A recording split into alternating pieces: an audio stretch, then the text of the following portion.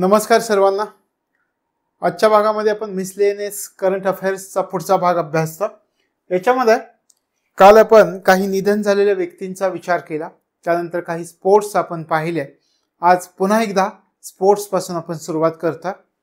मग आज आपला पहिला कोणता मुद्दा आहे, लगेच आपण सुरुवात करूया।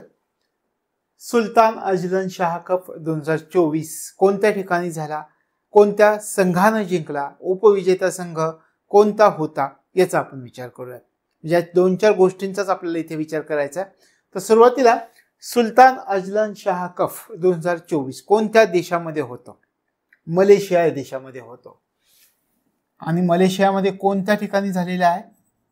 मलेशियामध्ये आपण सुरुवातीला मलेशिया असं म्हणाल। मलेशिया इफोह नावाचं ठिकाण आहे, शहर आहे इफोह। या ठिकाणी ही स्पर्धा आपल्याला झालेली दिसते। इफोह मलेशिया मधील इफोह या ठिकाणी ही स्पर्धा आपल्याला झालेली दिसून येते। सुरुवातीला मग याच्यामध्ये विजेता संघ कोणता आहे याचा जर विचार केला तर विजेता संघ याच्यामध्ये आहे जपान। जपान विजेता संघ आहे आणि उपविजेता संघ पाकिस्तान आहे। पाकिस्तान उपविजेता।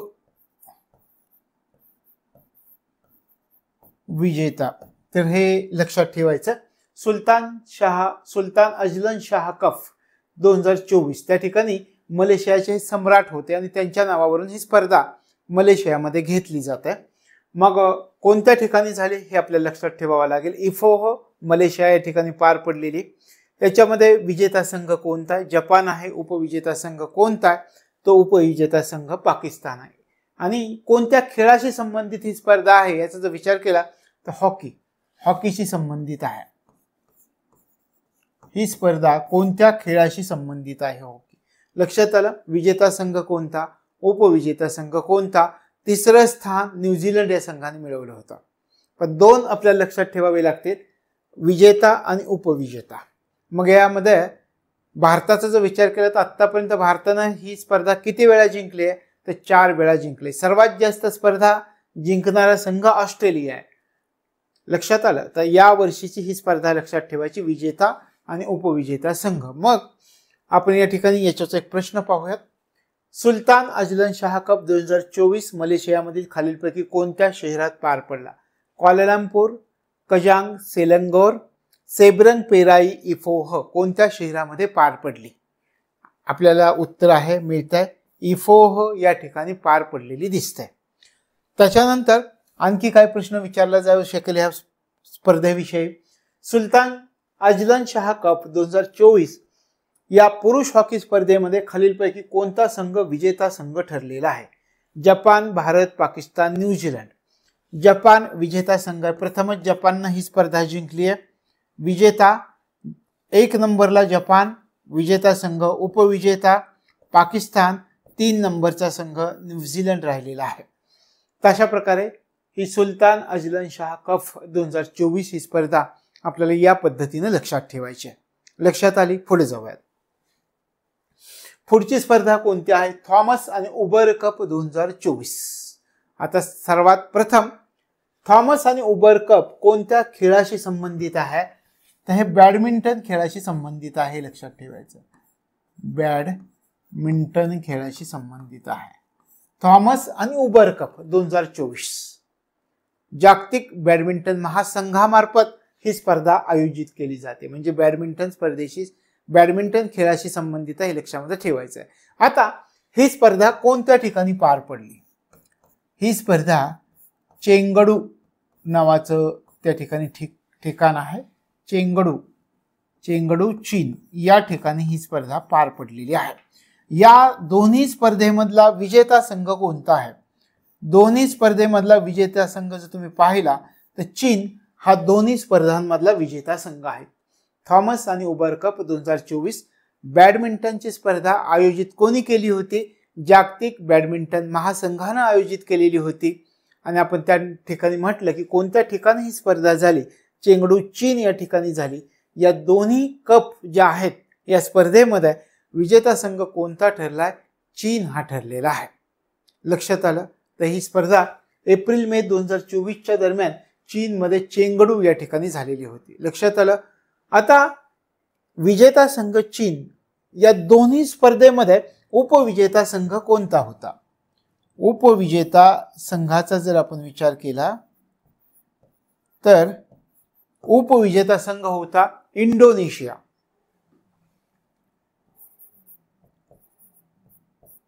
इंडोनेशिया उपविजेता संघ कोणता होता? इंडोनेशिया होता. तर हा थॉमस आणि उबर कप 2024 एवढंच लक्षामध्ये ठेवायचं आहे. विजेता संघ उपविजेता संघ दोन्हीचा विचार केला. थॉमस कप आणि उबर कप दोन्हीमध्ये विजेता संघ चीन आहे, दोन्हीमध्ये उपविजेता संघ इंडोनेशिया आहे. लक्षात आलं? स्पर्धा कुठे पार पडली होती? चेंगडू चीन या ठिकाणी स्पर्धा पार पडलेली होती. मग याच्यावरचा आता आपण प्रश्न कसा विचारला जाईल ते पाहूयात. या ठिकाणी प्रश्न आहे, सोडवण्याचा प्रयत्न करा. थॉमस आणि उबर कप 2024 या बॅडमिंटन चॅम्पियनशिप स्पर्धेमध्ये कोणता संघ विजेता संघ ठरलेला आहे? इंडोनेशिया, भारत, चीन. आता या ठिकाणी चौथा ऑप्शन दिलेला नाही, पण आपलं उत्तर याच्यामधल्या एक ऑप्शन मध्ये आपल्याला शोधता येतं. चौथा ऑप्शन पाकिस्तान घ्या. मग कोणता आहे पहा, याच्यामध्ये विजेता संघ चीन ठरलेला आहे आणि उपविजेता संघ इंडोनेशिया. एक विजेता उपविजेता इंडोनेशिया. लक्षात आलं? तशा प्रकारे दोन स्पर्धा आपण पाहिल्या. याच्यावरती आणखी एक प्रश्न पाहूयात.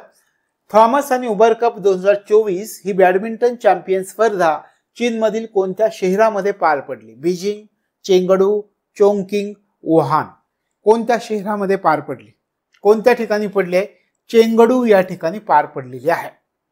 लक्षात आलं? तशा प्रकारे. आणि एक गोष्ट मी थोडीशी अपेक्षित करतो तुमच्याकडून की PDF तुमच्या समोर असतील, त्याच्यामुळे तुमचं हे काम आणखी सोपं होणार आहे. लक्षात आलं? तर आपण पुढे जाऊयात. आता या ठिकाणी डायरेक्ट प्रश्न आहे, पण त्या प्रश्नामधून आपल्याला उत्तर शोधायचं आहे. एलोर्डा नावाचा कप झालाय. अस्ताना 2024 या आंतरराष्ट्रीय बॉक्सिंग स्पर्धा, ही बॉक्सिंग स्पर्धा आहे. एलोर्डा कप ही बॉक्सिंग स्पर्धेमध्ये भारताच्या कोणत्या खेळाडूंनी सुवर्ण पदक प्राप्त केलंय? एवढंच याच्यामध्ये लक्षात ठेवायचं. मे 2024 मध्ये ही स्पर्धा बॉक्सिंग स्पर्धा पार पडली आहे. कझाकिस्तान मधलं अस्ताना नावाचं ठिकाण आहे. हे अस्ताना दिसतंय की नाही तुम्हाला? हे ठिकाण आहे. एलोर्डा कप अस्ताना या ठिकाणी झालाय. अस्ताना हे ठिकाण कोणत्या ठिकाणी? तर कझाकिस्तान या ठिकाणी. आणि मग 2024च्या या आंतरराष्ट्रीय बॉक्सिंग स्पर्धेमध्ये भारताच्या कोणत्या खेळाडूंनी सुवर्ण पदक प्राप्त केलंय? त्याच्यामध्ये ऑप्शन पहा. निखिल झरीन व मीनाक्षी, विजेंदर सिंग व मेरी कोम, निखत झरीन व लोवलिना बोरगोहेन, अमित पंघाल. काय म्हटलंय पहा, भारताच्या कोणत्या खेळाडूंनी सुवर्ण पदक प्राप्त केले, म्हणून आपल्यासाठी स्पर्धा महत्वाची. आणि कोठे झाली हे पण विचारतील. कोठे झाली? अस्ताना, कझाकिस्तान या ठिकाणी झालेली आहे. मी तुम्हाला म्हटलं की कोणत्या कालावधीमध्ये झाली, तर मे 2024 मध्ये झालेली ही स्पर्धा आहे. आणि त्याच्यात सगळ्यात महत्वाचं काय, तर भारताच्या खेळाडूंनी सुवर्ण पदक प्राप्त केलंय. मग त्या खेळाडूंचं नाव काय हे आपल्याला विचारतील. निखिल झरीन आणि मीनाक्षी असं त्यांचं नाव आहे. यांनी बॉक्सिंग स्पर्धेमध्ये सुवर्ण पदक प्राप्त केलंय. एलोर्डा कप अस्ताना या ठिकाणी झाला कझाकिस्तान मधील 2024 मध्ये. मे 2024 मध्ये आंतरराष्ट्रीय बॉक्सिंग स्पर्धा होती ही. आणि याच्यामध्ये भारताच्या निखिल झरीन आणि मीनाक्षी या खेळाडूंनी सुवर्ण पदक प्राप्त केलंय. ते प्रश्नाच्या स्वरूपात लक्षात ठेवायचं आहे. लक्षात आलं हा प्रश्न? ठीक आहे, चला पुढे जाऊयात. पुढे काम्या कार्तिकेयन यांनी विक्रम केलाय. महत्वाचं आहे. मुंबईमधील नौदल शाळेमध्ये शिकणारी मुलगी, 16 वर्षाची मुलगी आणि नेपाळच्या बाजूनं एव्हरेस्ट शिखर या मुलीनं सर केलंय. त्यांचं नाव आहे काम्या कार्तिकेयन. लक्षात आलं? मी तुम्हाला सुरुवातीला म्हटलं की कोणत्या शाळेमध्ये आणि किती वर्षांच्या आहेत. 16 वर्षांच्या आहेत. मुंबईच्या नौदल शाळेमध्ये त्या शिक्षण घेत आहेत आणि नेपाळच्या बाजूने यांनी एव्हरेस्ट शिखर सर केलाय. अशा प्रकारे नेपाळच्या बाजूने एव्हरेस्ट शिखर सर करणाऱ्या या काम्या कार्तिकेयन या देशातील सर्वात तरुण गिर्यारोहक ठरलेल्या आहेत. 16 वर्षाचं असताना त्यांनी हे शिखर सर केलं, एव्हरेस्ट शिखर. मग देशातील सर्वात तरुण गिर्यारोहक ठरले. मग आपल्याला हे परीक्षेमध्ये विचारू शकतील, लक्षात ठेवायचं. काम्या कार्तिकेयन काय केलंय? सगळ्यात महत्वाचं आपण सुरुवातीला पाहूयात. नेपाळच्या बाजूनं एव्हरेस्ट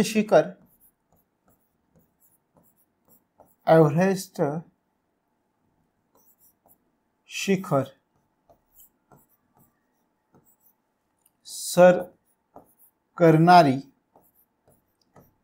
आपण काय म्हटलं, सर्वात तरुण गिर्यारोहक, देशामधील सर्वात तरुण गिर्यारोहक, देशातील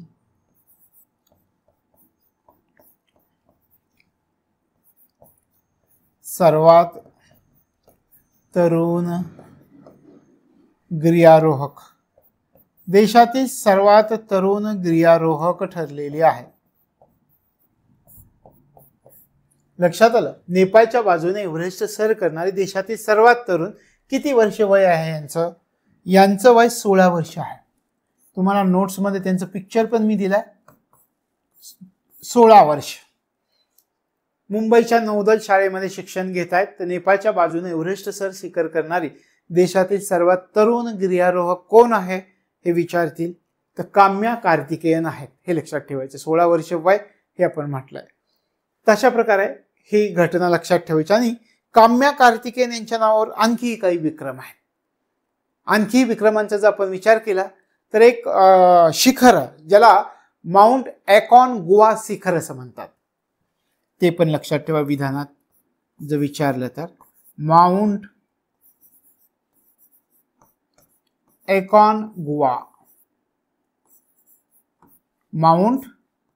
ॲकॉनगुआ शिखर, ही शिखर सुद्धा सर करणारी सर्वात तरुण गिर्यारोहक ठरलेले आहेत काम्या कार्तिकेयन. लक्षात आलं. त्याच्यानंतर टांझानिया मधलं एक शिखर आहे ज्याला माउंट किलीमांजरो असं म्हटलं जातं. माउंट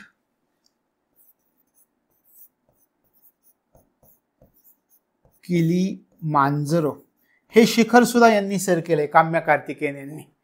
तर आशियातील दुसरी सर्वात तरुण गिर्यारोहक ठरली. हे जे आपण म्हणतोय माउंट किलीमांजरो, हे टांझानिया मधलं जे शिखर आहे, तर हे शिखर सर करणारे काम्या कार्तिकेयन ही आशियामधील दुसरी सर्वात तरुण गिर्यारोहक ठरलेली.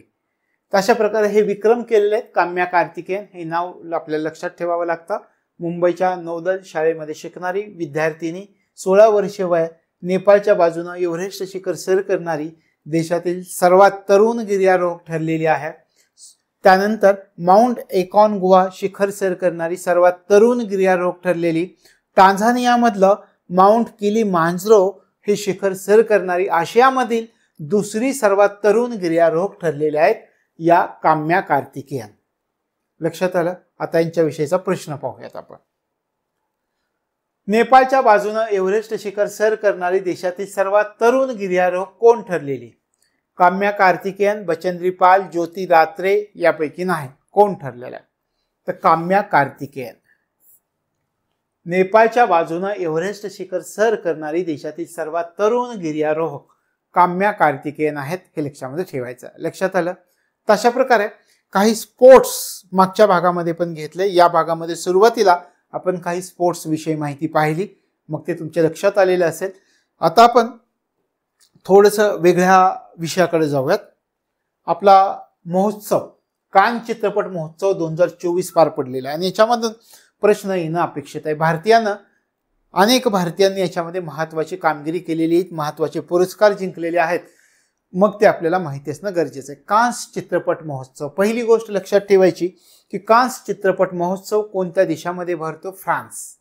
कोणत्या कालावधीमध्ये पार पडला? मे 2024 मध्ये हा कान्स चित्रपट महोत्सव फ्रान्समध्ये पार पडलेला आहे. लक्षात आलं. आणि अगदी सुरुवातीपासून जर आपण विचार केला तर या चित्रपट महोत्सवाला 1946 पासूनच सुरुवात झाली होती. आता 77वा कान्स चित्रपट महोत्सव पार पडला. 77वा कुठे पार पडला? आपण म्हटला फ्रान्स या ठिकाणी पार पडला. याच्याबद्दल आपल्याला सविस्तर माहिती घ्यावी लागेल आणि मोठ्या प्रमाणात माहिती आहे. मग सुरुवातीला आपण विचार केला की कितवा होता, 77वा होता. कधी? मे 2024 मध्ये हा महोत्सव पार पडला. फ्रान्समध्ये पार पडलेला आहे.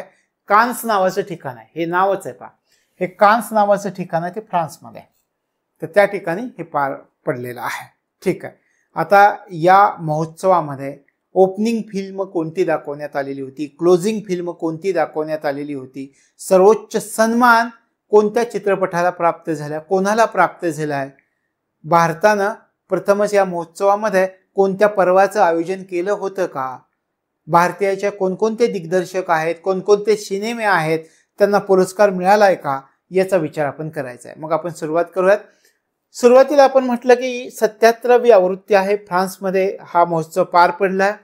मग या महोत्सवामध्ये ओपनिंग फिल्म कोणती दाखवण्यात आलेली होती? सुरुवातीला आपण एक एक पाहूयात. ओपनिंग फिल्म,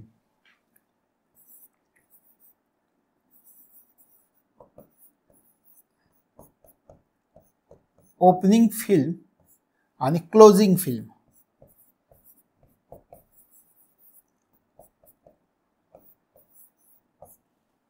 ओपनिंग फिल्म कोणती दाखवण्यात आलेली होती, क्लोजिंग फिल्म कोणती दाखवण्यात आलेली होती? ओपनिंग फिल्म दाखवण्यात आलेली होती द सेकंड ऍक्ट.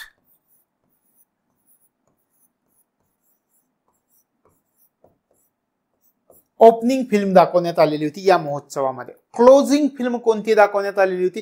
एनोरा.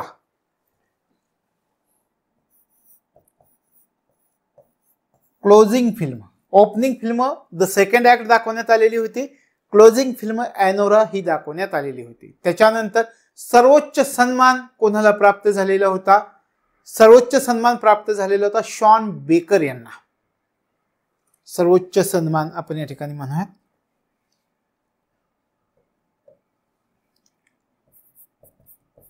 सर्वोच्च सन्मान कोणाला प्राप्त झालेला होता?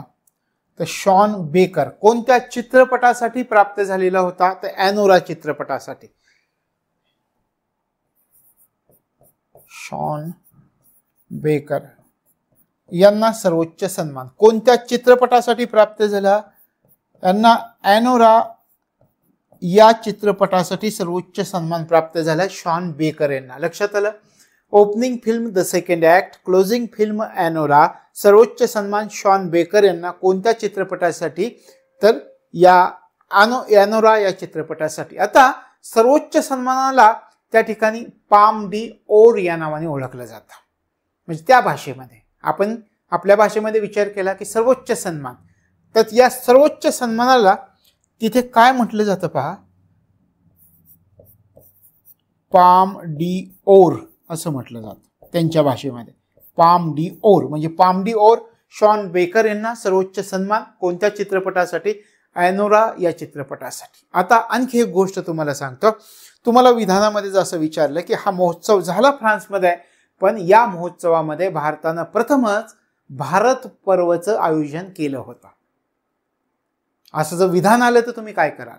भारत पर्व. या महोत्सवामध्ये भारत पर्वचं आयोजन करण्यात आलेलं होतं. भारत पर्व, भारत पर्वचं आयोजन करण्यात आलेलं होतं. म्हणजे हे पण लक्षात ठेवा. जर विधानामध्ये दिलं की कान्स चित्रपट महोत्सवामध्ये प्रथमच भारत पर्वचं आयोजन करण्यात आलं होतं, असं जर विधान आलं तर विधान बरोबर आहे. लक्षात आलं? आता याच्यामध्ये आपण भारतीयांसाठी अभिमानाच्या कोणकोणत्या गोष्टी आहेत त्याचा विचार करूयात आणि पुढे जाऊयात.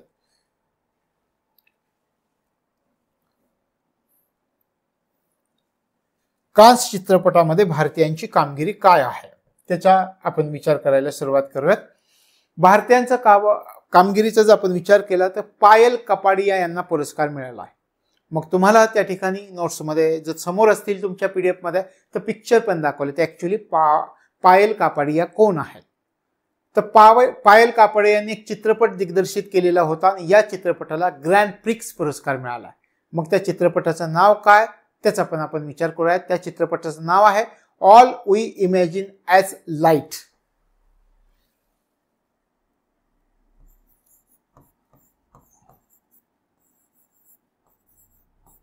वी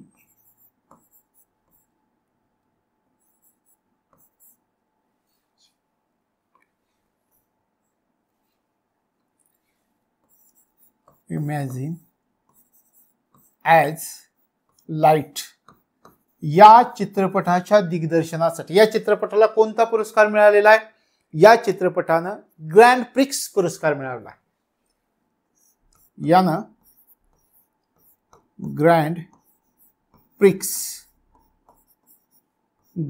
प्रिक्स पुरस्कार प्राप्त केलेला आहे. या चित्रपटानं all we imagine as light या चित्रपटानं ग्रँड प्रिक्स पुरस्कार मिळवलेला आहे. हा चित्रपट कोणी दिग्दर्शित केलेला होता? तर पायल कपाडिया यांनी दिग्दर्शित केलेला होता. पायल Kapadia.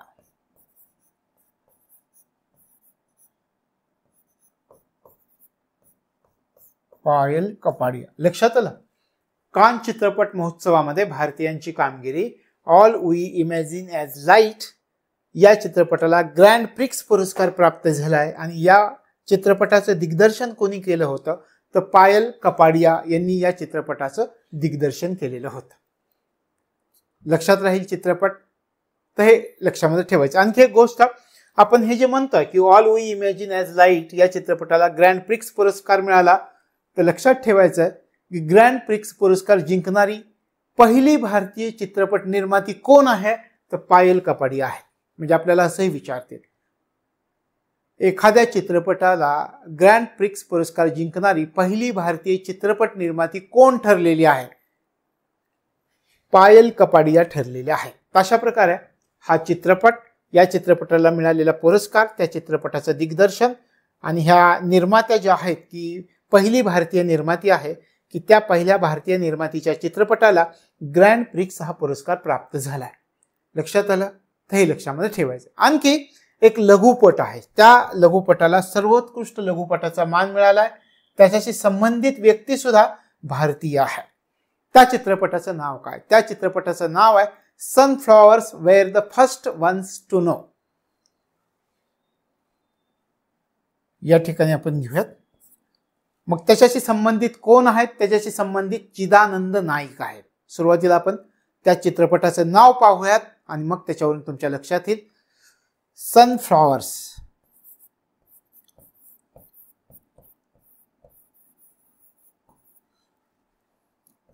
where sunflowers were the first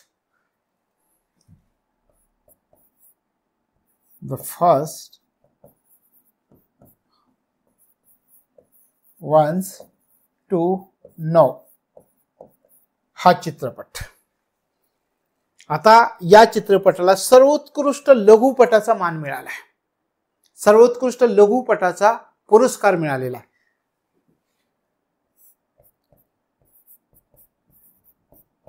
सर्वोत्कृष्ट लघुपट.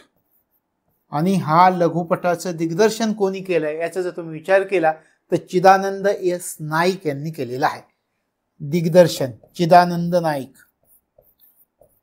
चिदानंद नाईक यांनी हे दिग्दर्शन केलेलं आहे. तशा प्रकारे हे दोन चित्रपट आपल्याला लक्षात ठेवावे लागतात. All we imagine as light या चित्रपटाला ग्रँड प्रिक्स पुरस्कार मिळाला आहे. पायल कपाडिया या पहिल्या भारतीय निर्मात्या आहेत की त्यांच्या चित्रपटाला एका भारतीय निर्मातीच्या चित्रपटाला ग्रँड प्रिक्स पुरस्कार मिळवणारी ही पहिली वेळ आहे असं आपण म्हणतोय. त्याच्यानंतर आपण विचार केला की एक लघुपट, सर्वोत्कृष्ट लघुपटाचा पण मान मिळालाय. Sunflowers were the first ones to know सर्वोत्कृष्ट लघुपट ठरला आणि त्याचे दिग्दर्शक चिदानंद एस नाईक. लक्षात आलं? मग या चित्रपटामध्ये कुठली कथा आहे हे मी तुम्हाला थोडक्यात सांगतो की या चित्रपटामध्ये गावातील कोंबडी चोरणारी एक वृद्ध महिला आहे आणि त्या वृद्ध महिलेची कथा सांगण्यात आलेली या चित्रपटामध्ये. लक्षात आलं? तर हे लक्षामध्ये ठेवायचे. दोन चित्रपट आपण पाहिले. आता तिसरा आपल्याला विचार करावा लागतो तिसऱ्या चित्रपटाचं. त्याचं नाव आहे द सेमलेस. लक्षात आलं? आता एक गोष्ट आणखी एक, sunflowers were the first ones to know याच्याबद्दलची. याला जो पुरस्कार मिळालेला आहे त्या पुरस्काराचं नाव आहे ला सिनेफ पुरस्कार. हा सर्वोत्कृष्ट लघुपटाला जो पुरस्कार मिळालेला आहे ला सिनेफ पुरस्कार. म्हणजे या ठिकाणी तुमच्या लक्षात येईल की ला सिनेफ पुरस्कार म्हणजे या ठिकाणी असंही आपल्याला सांगता येईल सिनेफ, ला सिनेफ पुरस्कार प्राप्त झाला आहे. लघुपटाला जो सर्वोत्कृष्ट लघुपटाचा पुरस्कार मिळाला त्याला ला सिनेफ पुरस्कार म्हटलाय आणि चिदानंद नाईक यांनी त्याचं दिग्दर्शन केलंय. ह्या चित्रपटाची कथा कशावर आधारित आहे याचा आपण विचार केला की गावातील कोंबडी चोरणारी एक वृद्ध महिला आहे आणि त्याच्यावर आधारित ही कथा आहे. त्यानंतर आता आपण याच्यामधली आणखी एक शेवटची गोष्ट पाहूयात.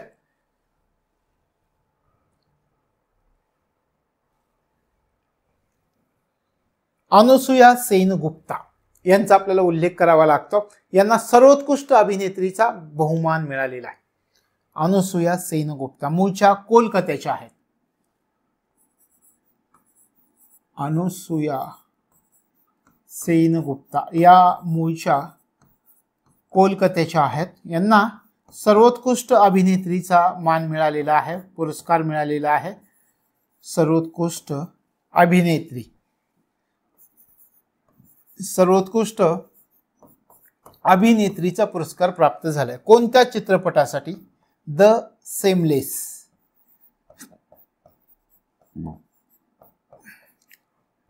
या चित्रपटासाठी अनुसूया सेनगुप्ता आपण म्हटलं. द सेमलेस चित्रपटामध्ये त्यांनी भूमिका केली आणि त्या भूमिकेसाठी त्यांना सर्वोत्कृष्ट अभिनेत्रीचा पुरस्कार प्राप्त झालेला आहे. आता कोणत्या श्रेणीतला हा पुरस्कार प्राप्त झालाय? अनसर्टन रिगार्ड या श्रेणीमध्ये सर्वोत्कृष्ट अभिनेत्रीचा बहुमान त्यांना प्राप्त झालेला दिसतो. Uncertain regard.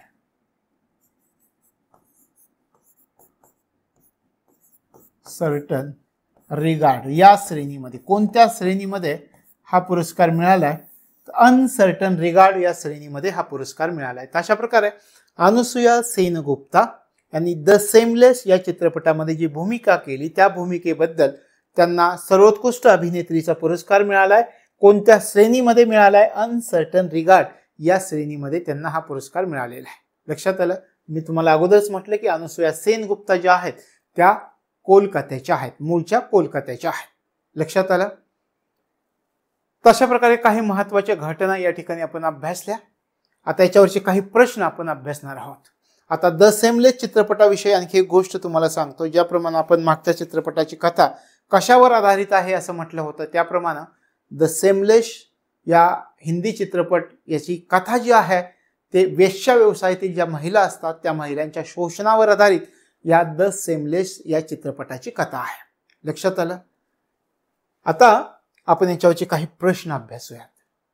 कान्स चित्रपट महोत्सव 2024 बद्दल खालील विधानांचा विचार करून योग्य पर्यायाची निवड करा. पहिलं विधान, या महोत्सवामध्ये the second act he opening film दाखवण्यात आली होती. आपण एकदा रिव्हिजन करून खरं तर प्रश्न बघूयात. कान चित्रपट महोत्सव 2024 आपण अभ्यासला. 77वी ही आवृत्ती आहे, फ्रान्स देशामध्ये झालाय. Opening film the second act आहे. क्लोजिंग फिल्म एनोरा आहे. सर्वोच्च सन्मान पाम डी ओर म्हणतात त्याला. शॉन बेकर यांना एनोरा चित्रपटासाठी प्राप्त झालाय. त्यानंतर या महोत्सवामध्ये प्रथमच भारत पर्वाचं आयोजन करण्यात आलेलं होतं. त्यानंतर याच्यामध्ये all we imagine as light या चित्रपटाला ग्रँड प्रिक्स पुरस्कार मिळालाय. या चित्रपटाचं दिग्दर्शन पायल कापडी यांनी केलेलं आहे. आणि प्रथमच असं घडलंय की एखाद्या भारतीय निर्मातीनं तयार केलेल्या चित्रपटाला ग्रँड प्रिक्स हा पुरस्कार प्राप्त झालेला आहे. लक्षात आलं? ते लक्षात ठेवायचं. दुसरं आपण पाहिलं sunflowers were the first ones to know या चित्रपटाला सर्वोत्कृष्ट लघुपटाचा मान प्राप्त झालाय. त्याचं दिग्दर्शन चिदानंद नाईक यांनी केलेलं आहे आणि याला जो पुरस्कार प्राप्त झाला त्याला ला सिनेफ असं म्हटलं जातं. त्यानंतर अनुसूया सेनगुप्ता यांनी द सेमलेस या चित्रपटामध्ये जी भूमिका केली होती त्या भूमिकेसाठी त्यांना सर्वोत्कृष्ट अभिनेत्रीचा पुरस्कार मिळालाय आणि त्यांना हा पुरस्कार अनसर्टन रिगार्ड या श्रेणीमध्ये मिळालेला आपल्याला दिसतो. आणि द सेमलेस हा जो चित्रपट आहे तो वेश्या व्यवसायामधील महिलांच्या शोषणावर आधारित असणारा चित्रपट आहे. आता आपण याच्यावरचे प्रश्न पाहूयात. प्रश्न पहा. कान्स चित्रपट महोत्सव 2024 मध्ये 2024 बद्दल खालील विधानांचा विचार करून योग्य पर्यायाची निवड करा.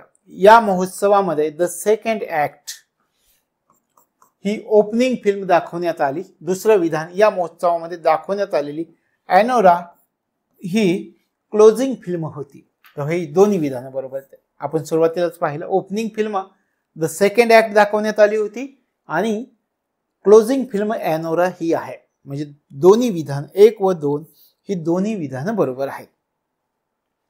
All we imagine as light या चित्रपटाला कान्स चित्रपट महोत्सव 2024 मध्ये ग्रँड प्रिक्स पुरस्कार प्राप्त झाला.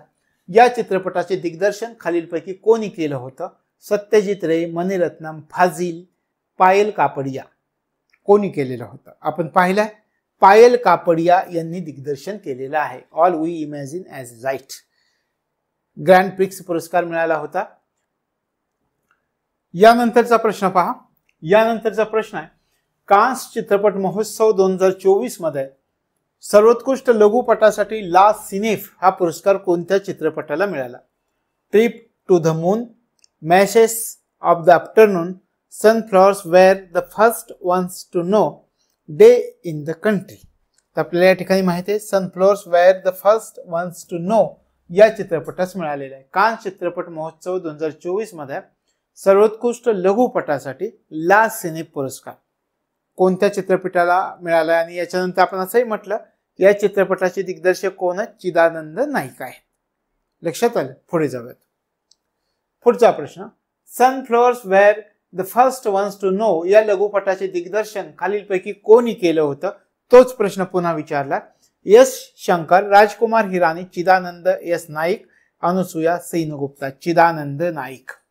सनफ्लॉवर्स were the first ones to know हा जे सर्वोत्कृष्ट लघुपटचा पुरस्कार याला मिळालाय. याच्या अगोदर आपण पाहिलं की ला सिनेफ पुरस्कार याला मिळालाय. मग या चित्रपटाचं दिग्दर्शन चिदानंद एस नाईक यांनी केलेलं आहे, हे लक्षात ठेवायचं. पुढचा प्रश्न पहा.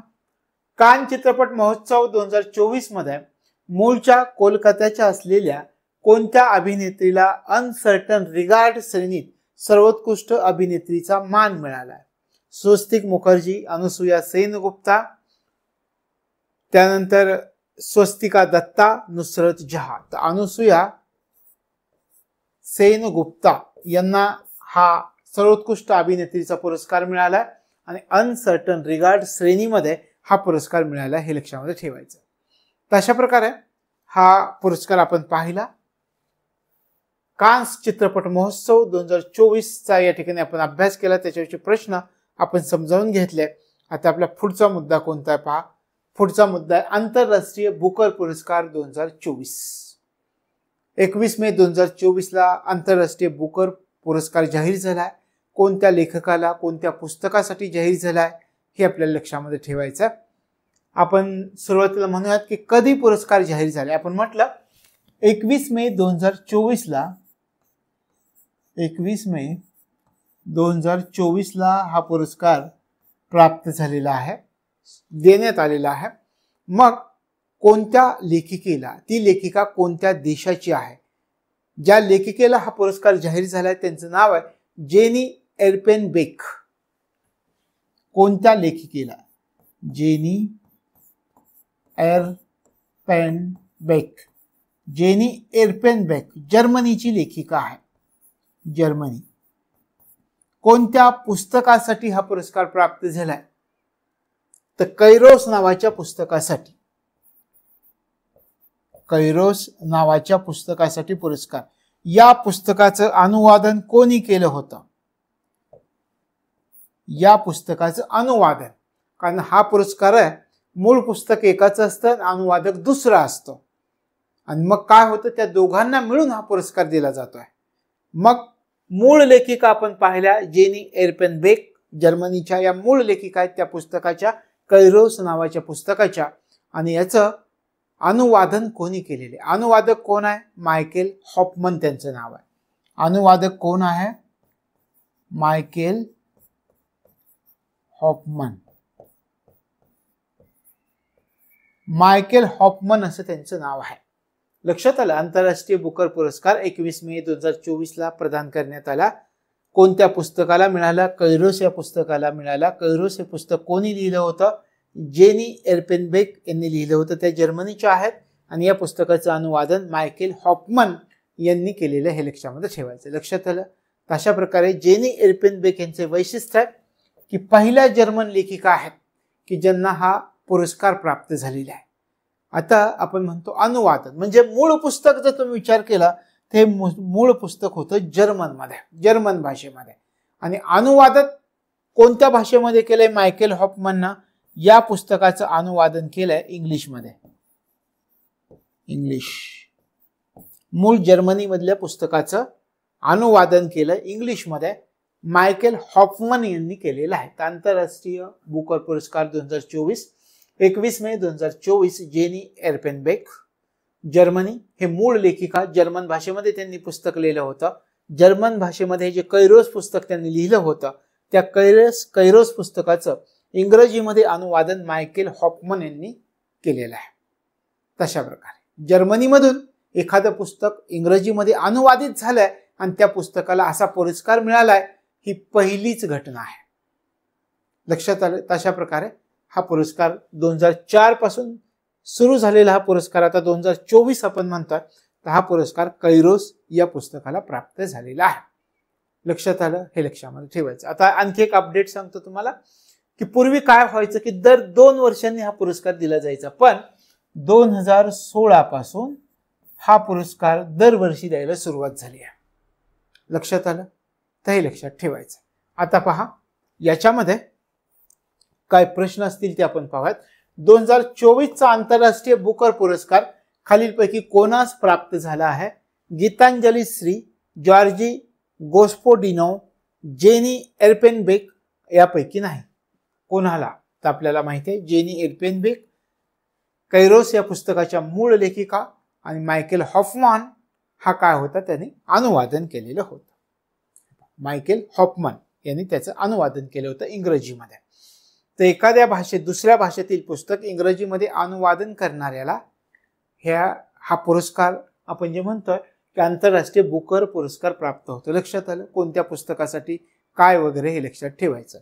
त्यानंतर पहा 2024चा आंतरराष्ट्रीय बुकर पुरस्कार कोणत्या पुस्तकासाठी प्राप्त झालाय? The dangerous of smoking in bed at night, all blood is black, time shelter, Carolus. कोणत्या पुस्तकासाठी?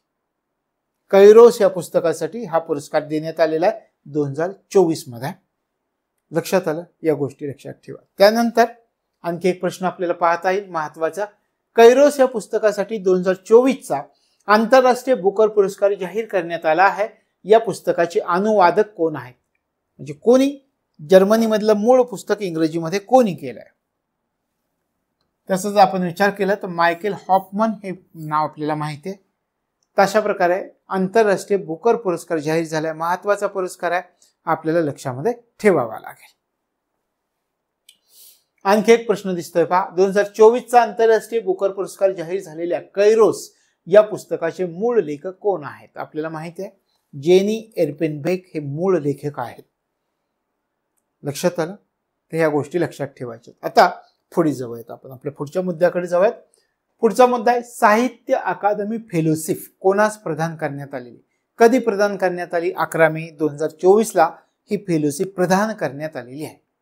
सन्मान घोषित 2021 मध्ये झाला होता हा, पण प्रदान 2024 मध्ये करण्यात आलेला आहे. कोणाला हे साहित्य अकादमी फेलोशिप देण्यात आलेली? सुरुवातीला एक गोष्ट आपण क्लिअर करूया. 2021 मध्ये जाहीर आणि प्रदान कधी देण्यात कधी आलं? 2024 मध्ये. म्हणजे 2021चा आहे हा, 24 मध्ये प्रदान करण्यात आलेला आहे. सन्मान घोषित कधी झाला होता? साहित्य अकादमी फेलोशिप मिळाली असा सन्मान घोषित झाला 2021 मध्ये. हा सन्मान कधी प्रदान करण्यात आला? तर 2024 मध्ये हा सन्मान प्रदान करण्यात आला 11 मे 2024 मध्ये. लक्षात आलं? कोणाला मिळाला? एक इंग्रजी लेखक आहेत आणि प्रसिद्ध आहेत. त्यांचं नाव आहे रस्किन बॉन्ड यांना. रस्किन बॉन्ड यांना हा पुरस्कार प्रदान करण्यात आलेला. इंग्रजी लेखक, प्रख्यात इंग्रजी लेखक रस्किन बॉन्ड यांना हा पुरस्कार प्रदान करण्यात आलेला आहे. त्यांच्या मसुरी या ठिकाणी त्यांचं घर आहे, तर त्या ठिकाणी त्यांना साहित्य अकादमी फेलोशिप प्रदान करण्यात आलेली आहे. लक्षात आलं. यांचं वैशिष्ट्य असं आहे या लेखकाचं की 50 वर्षाहून अधिक काळ यांनी लेखन केलेलं आहे. लक्षात आलं. हे लक्षामध्ये ठेवायचं. यांना वेगवेगळे पुरस्कार सुद्धा प्राप्त झालेत. पद्मश्री पुरस्कार सुद्धा यांना प्राप्त आहे. कोणकोणते पुरस्कार आहेत पहा. पद्मश्री हा पुरस्कार त्यांना देण्यात आलेला आहे. शिवाय साहित्य अकादमी पुरस्कार सुद्धा यांना देण्यात आलेला आहे. पद्मश्रीचा विचार केला तर 1999 मध्ये साहित्य अकादमी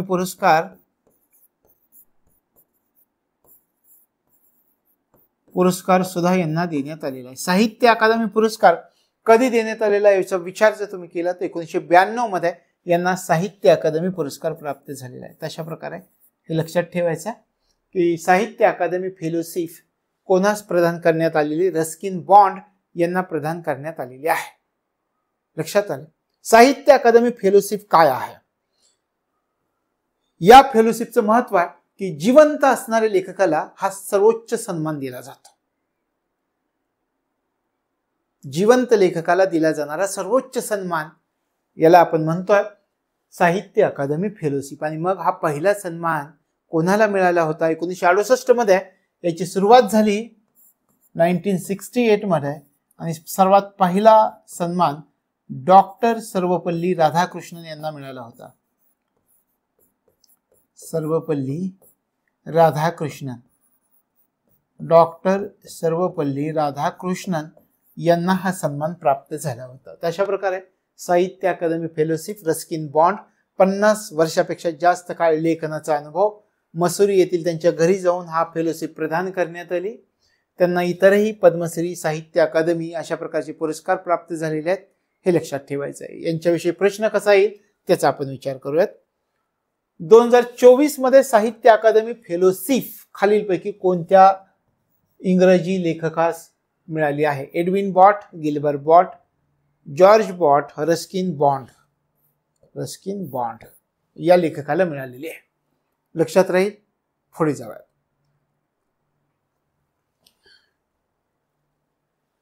आता काही प्रश्न आहेत पहा. काही परिषदा झालेल्या होत्या, त्या परिषदा कोठे कोठे झाल्या होत्या. हा आपण शेवटच्या टप्प्याकडे आलोय लेक्चरच्या. या परिषदा कोठे कोठे झाल्या होत्या हे आपल्याला अभ्यासायचं आहे.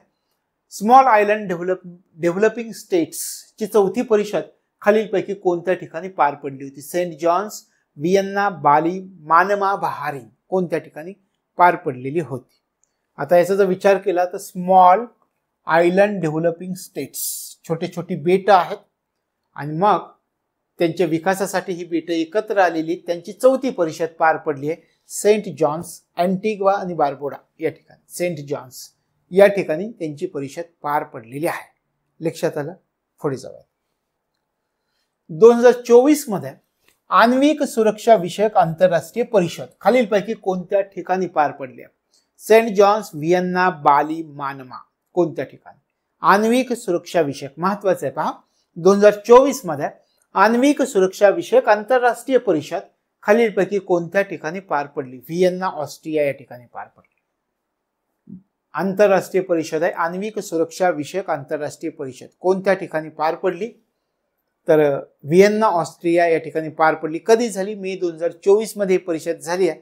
आणि याचे सहअध्यक्ष कोण होते तर कझाकस्तान आणि ऑस्ट्रिया याला सहअध्यक्ष होते. दोन्हीला सहअध्यक्ष. या परिषदेचे सहअध्यक्ष 2 देश कझाकस्तान आणि ऑस्ट्रिया हे सहअध्यक्ष होते. 2 देश ऑस्ट्रिया. आण्विक सुरक्षा विषयक आंतरराष्ट्रीय परिषद व्हिएन्ना, ऑस्ट्रिया हे माहिती पाहिजे. सहअध्यक्ष कझाकिस्तान आणि ऑस्ट्रिया होते. हे लक्षात ठेवायचं आहे. पुढे जाऊयात. 2024 मध्ये वर्ल्ड वॉटर फोरम खालीलपैकी कोणत्या ठिकाणी परिषद पार पडली. वर्ल्ड वॉटर फोरम कोणत्या ठिकाणी पार पडली. सेंट जॉन्स, व्हिएन्ना, बाली, मानमा, बाली इंडोनेशिया या ठिकाणी पार पडले. 2024 मध्ये वर्ल्ड वॉटर फोरम ची परिषद कोणत्या ठिकाणी पार पडली. बाली इंडोनेशिया या ठिकाणी पार पडली. कोणत्या कालावधीमध्ये. मे 2024 मध्ये ही परिषद पार पडलेली. 10वी परिषद आहे आणि या परिषदेची थीम कोणती होती? तर वॉटर फॉर शेअर्ड प्रॉस्पेरिटी. लक्षात आलं? वॉटर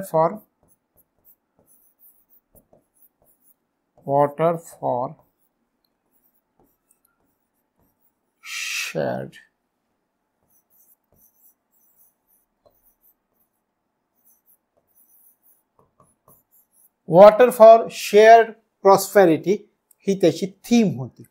तशा प्रकारे 2024 मध्ये वर्ल्ड वॉटर फोरम खालीलपैकी कोणत्या ठिकाणी पार पडते? तर बाली, इंडोनेशिया. त्याची थीम कोणती होती ते लक्षामध्ये ठेवायचं. Water for shared prosperity. आणि कितवी परिषद होती ही? 10वी आवृत्ती आहे. आता जी 2024 ला पार पडली आहे ती 10वी आहे. कोणी आयोजित केली होती? जागतिक जल परिषदेनं हे आयोजित केलेलं होतं. आणि याचं आयोजन किती वर्षांनी होतं? दर 3 वर्षांनी याचं आयोजन होतं. हे म्हणजे आपल्यासाठी महत्वाचं आहे. दर 3 वर्षांनी या परिषदेचं आयोजन केलं जातं. जागतिक जल परिषद या परिषदेचं आयोजन करते दर 3 वर्षांनी. लक्षात आलं? हे लक्षामध्ये ठेवायचं. आणि पुढची ही झाली 10वी. 11वी कोणत्या ठिकाणी होणार आहे हे पण लक्षामध्ये ठेवा. 11वी सौदी अरेबियामध्ये होणार आहे. सौदी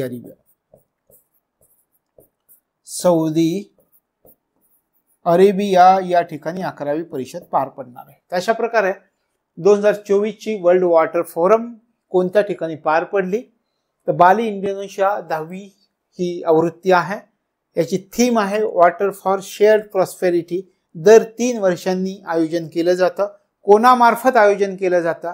जागतिक जल परिषदेमार्फत आयोजन केलं जातं. आणि पुढची परिषद कुठे भरणार आहे? तर सौदी अरेबिया या ठिकाणी पुढची परिषद भरणार आहे. लक्षात आलं? पुढे जाऊ.